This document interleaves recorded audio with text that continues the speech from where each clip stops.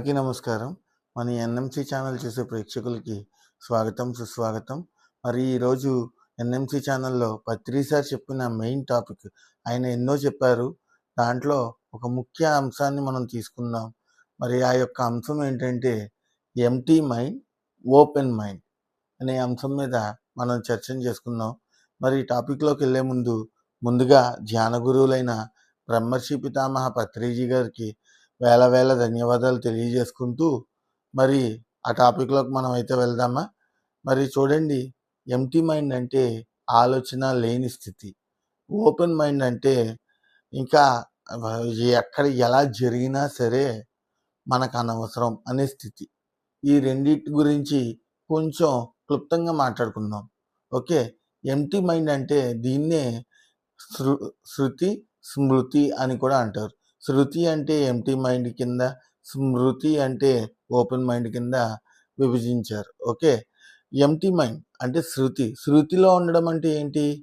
మనకి తెలియని విషయాల్ని మనం బాగా క్లుప్తంగా అడిగి మరీ తెలుసుకునే స్టేజ్‌ని స్మృతి అంటారు. అదే శృతి అంటారు. ఓకే. అంటే దీని అర్థం చూడండి, మనకి చాలా విషయాలు కొన్ని కొన్ని తెలియవు.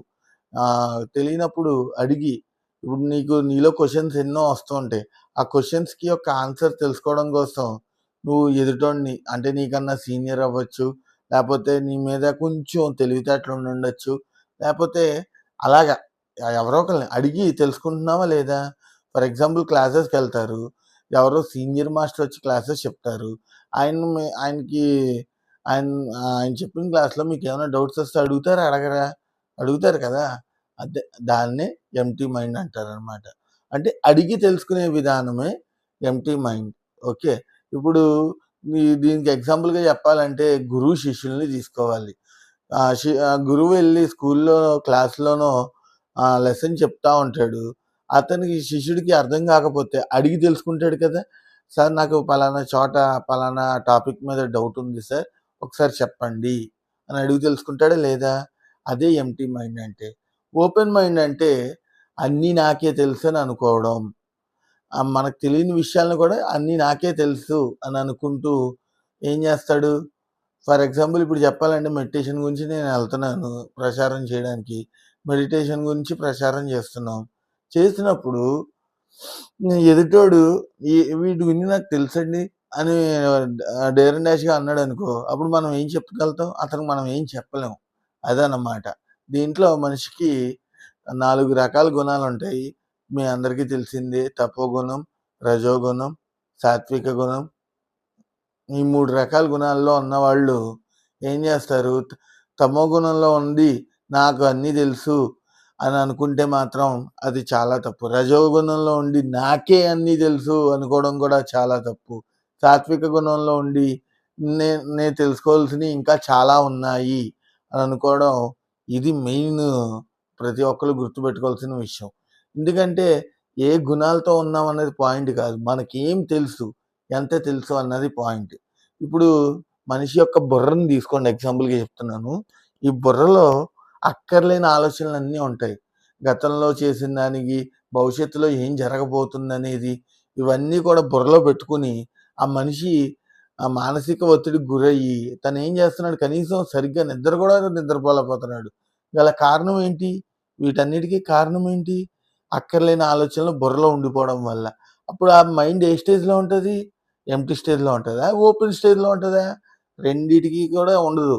ఎటు షఫుల్ అవ్వాలో తెలియక ఆ మైండ్ సెట్ అనేది, ప్రతి ఒక్క మనిషికి మైండ్ సెట్ మారిపోయి ఏం చేస్తున్నాడో తెలియక ఇబ్బంది పడుతూ ఉన్నాడు. అప్పుడు మనకి మైండ్ అనేది ఎంప్టీ స్టేజ్‌లో అవ్వాలన్నా, ఓపెన్ మైండ్‌గా రావాలన్నా దానికున్న ఏకైక మార్గం పత్రి సార్ చెప్పింది శ్వాస మీద ధ్యాస అనే ధ్యానం. మనం ధ్యానం అంటే శ్వాస మీద ధ్యాస అని చెప్తున్నప్పుడు కొత్తగా వచ్చినోళ్ళకి కొంచెం ఆకర్షణీయంగా, అట్రాక్టివ్‌గా ఉంటది. కానీ దాంట్లో నేర్చుకోవాల్సినవి చాలా ఉన్నాయి. శ్వాస మీద ధ్యాస పెడితే సరిపోలేదు. మన మీద మనలో వచ్చే మార్పేంటి? మన మీద మనకి అవగాహన ఉండాలి. అసల ధ్యానంలో రాకముందు నేనెలా ఉన్నాను? ధ్యానంలోకొచ్చాక నాలో వచ్చిన మార్పేంటి? అన్న ఈ అవగాహన చాలామందికి తెలియట్లేదు పాపం. ఎందుకు? నేను ధ్యానం నేను జేస్తున్నాను. నేను ధ్యాన ప్రచారం చేసేస్తున్నాను.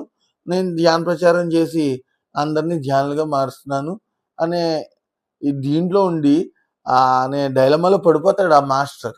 ఆ డైలమాలో పడిపోయినప్పుడు నేను చెప్తుంటే 10 మంది వింటున్నారు కదా అనే ఒక డైలమాలో పడిపోయినప్పుడు అప్పుడేమవుతుంది? తను అసలెందుకు ధ్యానం చేస్తున్నాడు? తనెందుకు ఒకళ్ళు చెప్పింది వింటున్నాడు? వాళ్ళు చెప్పారు కదా! వాళ్ళు చెప్తే తప్పులేంది. నేను చేస్తే ఇదేంటి? అన్న ఒక విషయం మీద షఫల్ అయిపోయి, ఆ మనిషి ఏం చేస్తున్నాడో కూడా అతనికి తెలియట్లేదు. నలుగురికి ఎళ్లి క్లాస్ చెప్పడం ఎంత గొప్ప విషయమో, క్లాస్ చెప్పడం అనేది ఎంత గొప్ప విషయమో, మరి అదే నలుగురిలో మన యొక్క ప్రవర్తన అనేది కూడా అంత విషయం మీద ఉంటదనమాట. మనం చూడండి, ఇప్పుడు నేను ఆహ్, శాకాహార ర్యాలీలున్నాయి. ఏ యజ్ఞాలు జరుగుతున్నాయి. ఏ వన్ డే క్లాసెస్ జరుగుతున్నాయి. సప్తాహాలు జరుగుతున్నాయి. వీటన్నిటిలో కూడా ఎళ్లి పార్టిసిపేట్ చేసావంటే గొప్ప కాదు. అక్కడ నువ్వేం నేర్చుకున్నావు? నువ్వు నీలో వచ్చిన మార్పేంటి ఆ క్లాస్ ద్వారా అనేది ఏమన్నా రీసెర్చ్ చేయగలిగావా? ఎవ ఎవరో మాస్టరొచ్చారు. విజయవాడ నుంచి వచ్చారంట. లేపోతే హైదరాబాద్ నుంచి వచ్చారంట. అందుకని నేను క్లాస్ అటెండ్ అవ్వాలని అటెండ్ అయితే సరిపోదు. మనం ఎక్కడ ఉన్నామనేది పాయింట్ గాదు. ఎవరి క్లాస్‌కెళ్ళామన్నది పాయింట్ గాదు. ఏం నేర్చుకున్నాం అనేది పాయింట్. దీన్నే అంటే తెలుసుకుంటున్నాం గదా! ఏం నేర్చుకున్నాం అనే విషయంలో ఇక్కడ తెలుసుకుంటున్నావా? తెలుసుకోవట్లేదా? ఇది ఎంప్టీ మైండ్ అనమాట. దీన్నే శృతి. మనం శృతిలో ఉండాలి. స్మృతికి వెళ్ళకూడదు. ఎంప్టీ మైండ్‌తో ఉండాలి తప్ప ఓపెన్ మైండ్‌తో మనం ఉండకూడదు. ఎందుకంటే ఎంప్టీ మైండ్ అనేది ఏం చేస్తది? నీ యొక్క ఆలోచనల్ని శూన్య స్థితికి తీసుకెళ్ళినప్పుడు నీ మైండ్ ఏ స్టేజ్‌లో ఉంటుందంటే కేవలం అది ఎంప్టీ మైండ్ స్టేజ్‌లో ఉంటుంది. నువ్వు ఎప్పుడైతే ఎంప్టీ మైండ్ స్టేజ్‌లో నువ్వు ఉంటావో, నీ యొక్క మానసిక ఒత్తిడి ఆటోమేటిక్‌గా తగ్గి, నీలో నుంచి జరగరానియి ఏమైనా జరుగుతున్నా అవన్నీ కూడా సెట్ అయ్యి ప్రశాంతంగా, హ్యాపీగా, ఆనందంగా, ఆరోగ్యంగా జీవిస్తావు. అందుకే చెప్తున్నా, empty mind is the best thing. Open mind విషయానికొస్తా. ఇప్పుడు ఓపెన్ మైండ్‌లోకెళ్తే మనకి అన్నీ తెలుసు. మనం ఆళ్ళు నాకు చెప్పేదేంటి? అంటే ఇక్కడ చూడండి, దీంట్లో ఎంత ఇదుందో అహం అనేది ఇక్కడుంటుంది. మనకి దేవుళ్ళు ఎంతోమంది చెప్పారు. షిరిడి సాయిబాబా చెప్పారు. రాముడు చెప్పారు. అలాగే కృష్ణుడు చెప్పారు. అలాగే చాలామంది దేవుళ్ళు చెప్పారు. ఏమని? అహం వదిలి ఇహంతో జీవించమని. నేను అనుకుంటే అక్కడ ఖచ్చితంగా అహం వస్తది. మనము అనుకుంటే అక్కడ ఖచ్చితంగా ఇహం ఉంటుంది. అప్పుడు చూడండి, నేను అనే అహాన్ని వదిలి మనము అనే ఇహంతో జీవిస్తే ఎంత బావుంది. ఇప్పుడు ఈ 5,000 కలిపితేనే స్ట్రాంగ్ అవుతుంది. ఇలా విడిగా ఉంటే ఏమవుతది? స్ట్రాంగ్ ఉండదు కదా! బలం అనేది మనకి ఎలా వస్తది? 5,000 బిగించినప్పుడు మాత్రమే బలం వస్తది. అవునా? దీన్నే స్ట్రెంత్ అంటారు. అవునా? మన ఎనర్జీ తీసుకున్నాం. ధ్యానం చేసి ఎనర్జీ తీసుకున్నప్పుడు, ఆ ఎనర్జీని స్ట్రెంగ్త్‌గా, స్టెబిలిటీగా ఎందుకు ఉంచలేకపోతున్నారు? ఎందుకంటే అక్కడ నేను అనే అహం ఉండి, మనము అనే ఇహాన్ని వదిలేయడం వల్ల అప్పుడేమవుతది? ఎనర్జీ తీసుకున్నాం. కానీ అక్కడితో వదిలేస్తున్నాం.